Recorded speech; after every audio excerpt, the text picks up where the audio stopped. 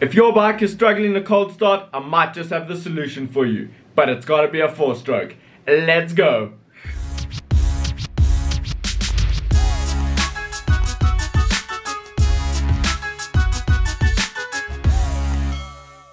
Welcome back to ADV South Africa, and today we're going to be focusing on the cold start issue I had with my Megelli 250R.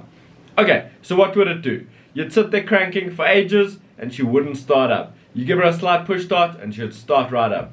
Now, I thought it was a carb issue initially, and when I did the first carb rebuild, it actually did sort that cold start issue. But I found the more we went into winter, the more the bike ran, the worse it got. Which led me to believe one thing: valves. But not all valves, just the inlet valves. The exhaust valves I wasn't too worried about. I mean, the bike's got good compression, it really does pull when you open up throttle, but starting was an issue. So it's just about as simple as pulling the valve covers off, checking the tolerance under the valve, adjusting that valve, and putting it back together. But I'm going to take you guys on a step-by-step process on how to do it so that you guys can do it at home. So hopefully by the end of this video, you've learned something new and potentially fixed the valves on your bike. Let's go and get it. Woo! Hang on a second, before we go to the workshop, I've got some great news. I've got some giveaways in the pipelines, but they'll only be for subscribers. So definitely subscribe if you want to stand a chance to win. Let's go.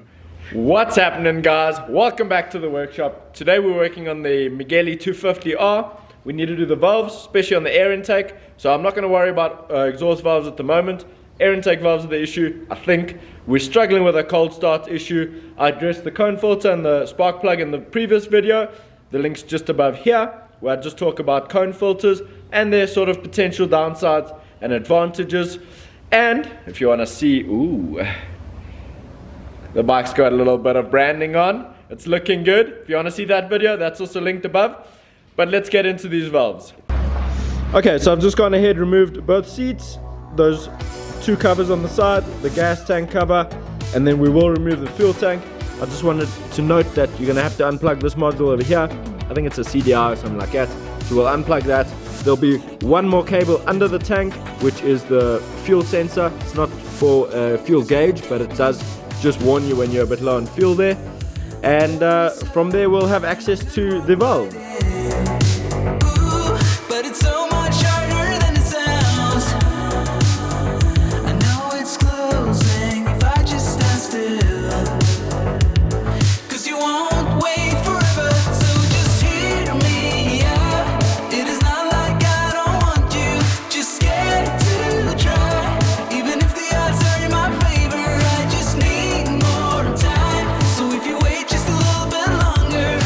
Treat you right.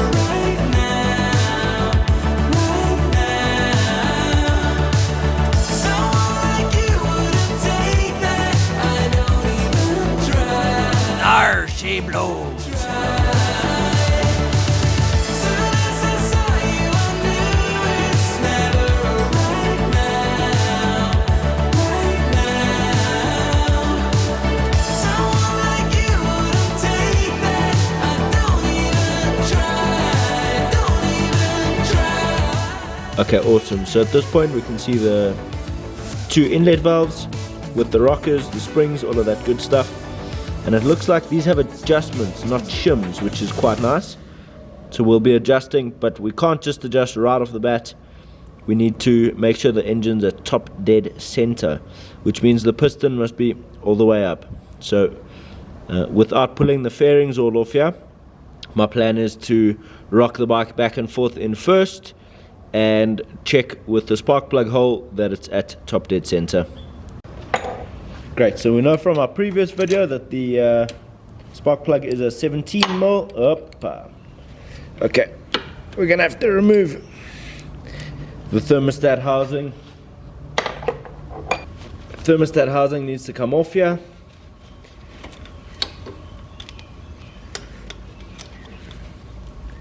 So that I can get that spark plug out.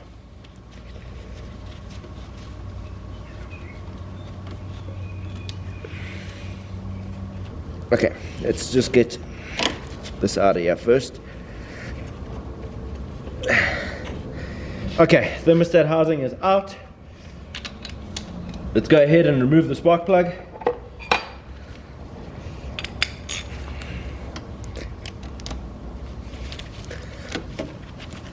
You never have to over tighten the spark plug. It must just be snug in there.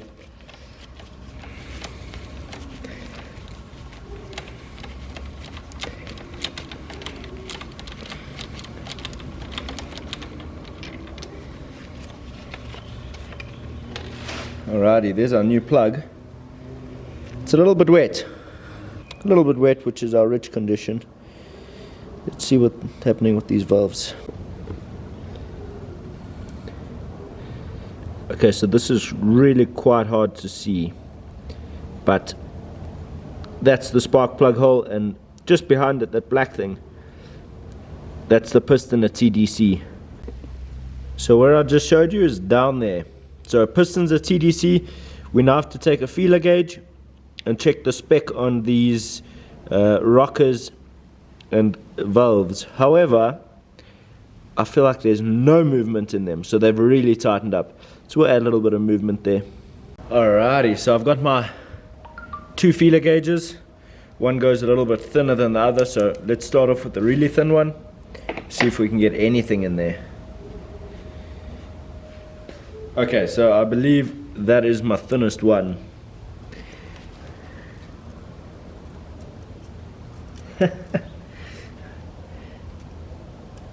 There's just no gap at all. Well, there's your problem. So I'm not entirely sure on the exact spec for the Megelli. So what I've done is I've just compared a GY6 motor, which is a common Chinese scooter motor, and the CBR 250R specs. And what that leaves us with is a spec range of, let me double check here, screenshots. Okay.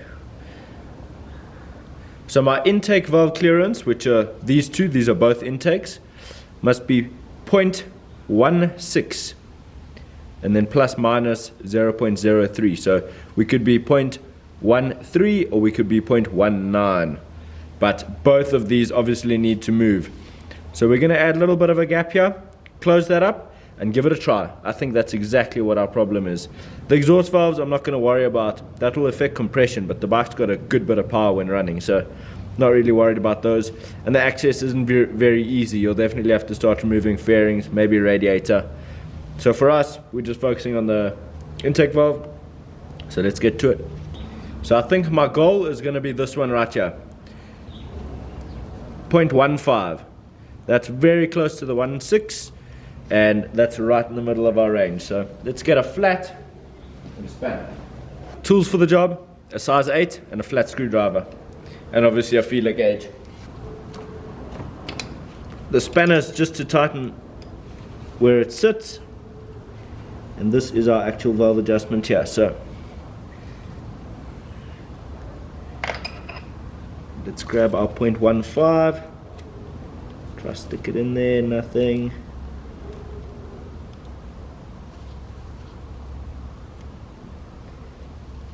Okay, I'm gonna tighten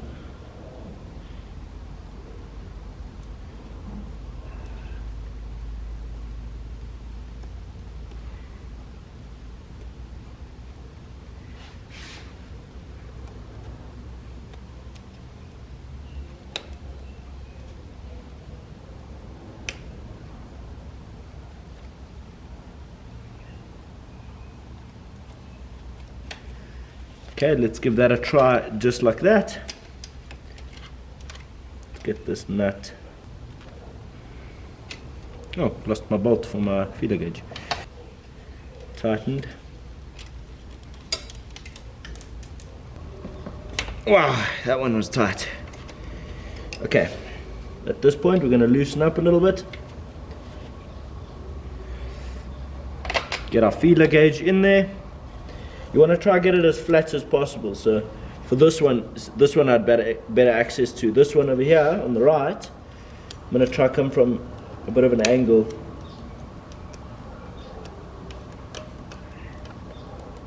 Alrighty.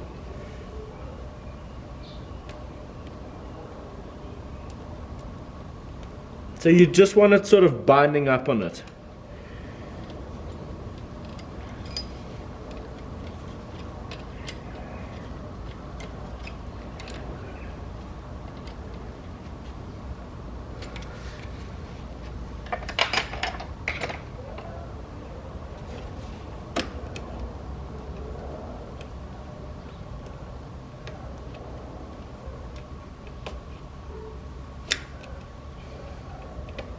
Yeah, it sort of just goes in and binds up. And same thing with this side. Next step, we're going to put the valve cover back, put the spark plug back in, connect that up. I want to just run it, or try run it. I've got a little bit of gas left in the fuel filter here. I want to try start it, see if that sorted out our issue. Just one thing, I will put the gas tank here because I do need to plug a unit of sorts in. Alrighty. Valve cover goes back on. I don't want to stress this enough, but make sure absolutely everything around this area is clean when you're busy working on it, reassembling it, or just leaving it open. You don't want anything going into your engine. Just make sure it's properly closed as well. There is oil running on the top of the valve, so you don't want your oil all leaking out.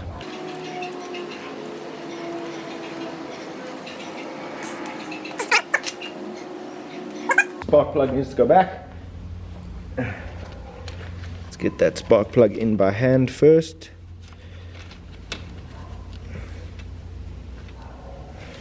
I like to do the initial bit by hand.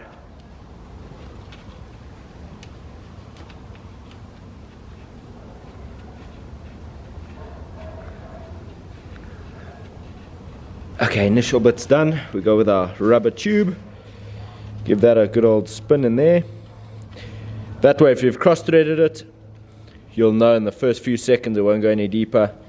The rubber tube just holds that plug enough to get it in.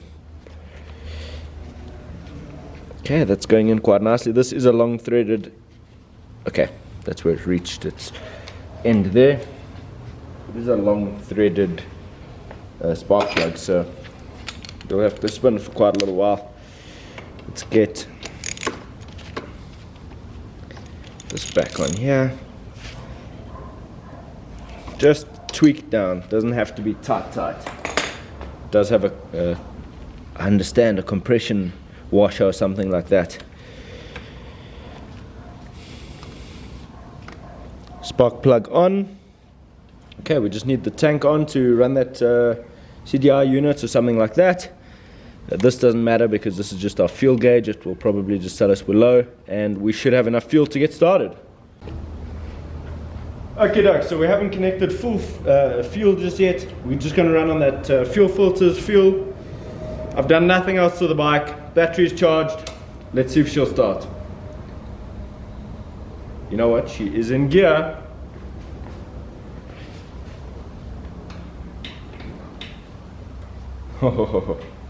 Okay, we're going to try start it in gear.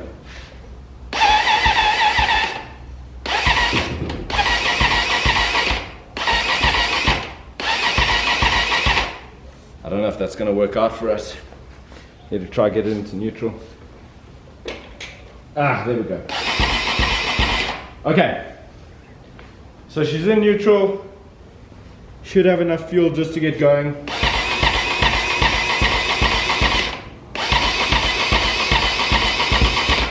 Almost.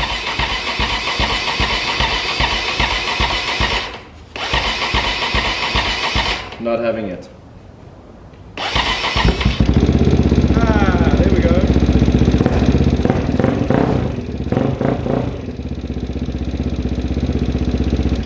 So now sometimes it would start, but it wouldn't start back up again.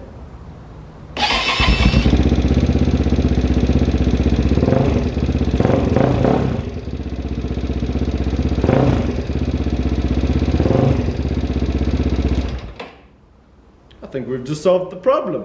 Okay, I'm gonna let this sit for another 5 minutes, let that engine cool right down again, try give it another start. If it starts, we're reassembling. And I'm gonna be smiling. Okay, so I've just run it for about 5 minutes. I haven't connected the fuel tank, so it was whatever was in the fuel line with that sort of reservoir in the carb. So I've let that warm up a little bit. I'm going to let it cool down, pull everything off again, double check that my measurements are still right. If they are, we're just going to reassemble. I'm going to pull this cover off the top, pull the spark plug out, get TDC again, remeasure, maybe go a little bit smaller. I've got a slight tappet noise. It's a bit louder than it was, but bearing in mind it had no gap before, so I'm not actually sure what sort of baseline there, but let's double check that. As far as cold starting goes, I think that's fixed. So let's just make sure we got no tappet noise and then reassemble.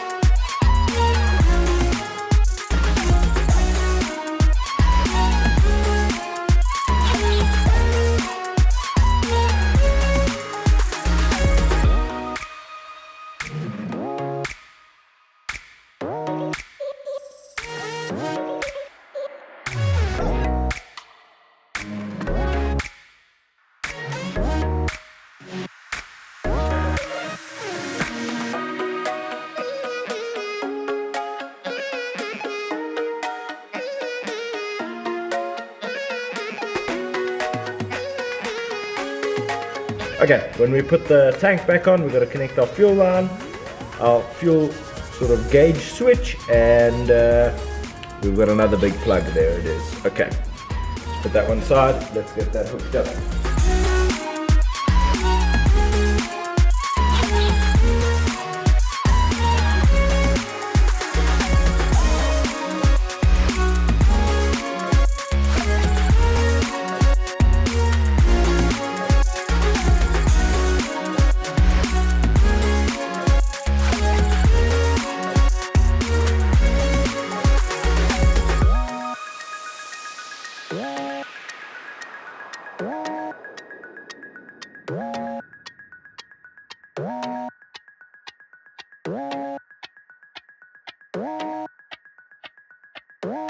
So I'm really happy with how the bike's running. It's really going well. I'm just about wrapping up that fuel efficiency test. If you guys want to see that, it's coming out in the weeks to come. The link will be linked above if you're watching this a little bit after. In addition, if you're new to the channel, please drop a sub. That will help the channel a ton. A like always goes far. And if you got questions, drop them in the comments. Thanks for sticking around with me, guys. Cheers.